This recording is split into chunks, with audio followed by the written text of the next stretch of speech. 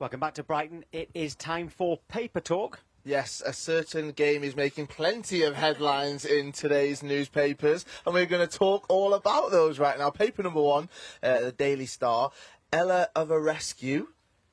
You like that one, Gemma? I can see you right there. It's the A Rescue Act is the Daily Star's headline and their take on last night. A reference, of course, to Ella Toone's extra time winner. You played against Ella. Any surprises that she was the one to pop up with that goal? No, absolutely not. Absolutely not. Just based on the fact that Ella Toone is fearless. She's always been a really direct player, really creative, technically good class, top class player.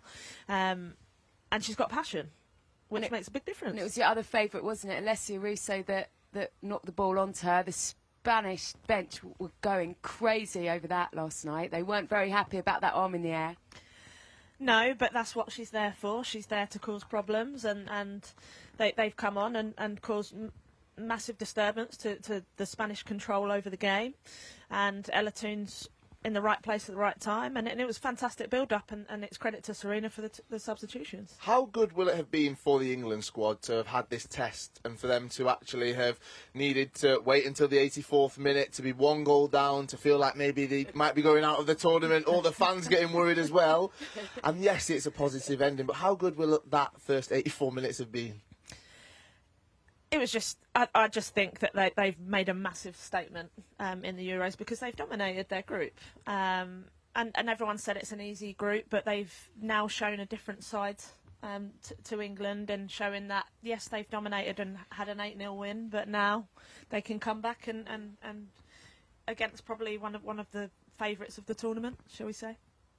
Our next paper is the Daily Express, and the headline is Stanway to heaven, all right. So having a bit of fun this morning, quite good ones as well. That famous Led Zeppelin song, Stairway to Heaven. Catchy headline for you there, Gail, but how important is she to the side? I mean, how good was that strike, first of all?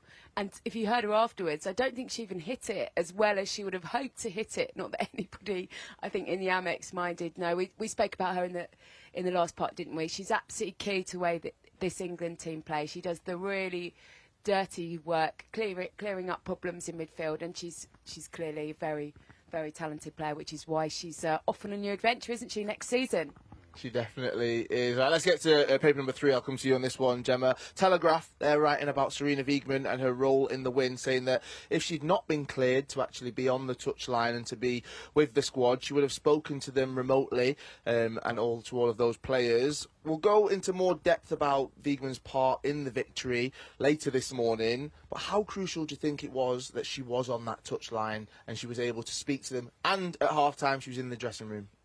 It's so key that you have your manager in and around the team. They have the great managers have great presence. You seek them. You need that information. You need that security. There's a lot about taking ownership when you play, but just getting that direction from someone that you admire, look to, seek to all the time, and for her to be there last night was a massive plus for England. Right, then let's go into the next one. We're sticking with the Telegraph, and we'll stay, and we'll move, I should say, talking about Bruno Fernandes and how he's been speaking about Erik ten Hag. Get this, all right? He's been cracking the whip. We've seen Manchester United in pre-season, their games. An alcohol ban during match weeks, fines for being late for training, meetings and meals, and a ban on mobile phones at meal times. I mean, we'd fail them all, wouldn't we? Yeah, we definitely would. Gemma, he's talking about discipline. Fernandes will be hoping to see the results of this on the pitch, but have you ever had a manager come in and lay down the law like Erik ten Hag has at Manchester United? Yeah. Yeah, of course. No mayonnaise, no ketchup. Yeah, I've done that one. I've paid many fines in the past for mobile phones. But it's not having phones. It's just about getting people integrating when you're eating, and when you're a part of a team, it's so important that you invest time in each other. The team can't come to you. You have to show your willingness to connect, because we're playing a team game. There's 11 players on the pitch plus everyone else, and these are the reasons why the discipline is there. because you need to create that unity. Yeah, no alcohol in match weeks. I mean, that's every single week. I mean, the rest of them, I'm on board with. That one's a little bit harsh.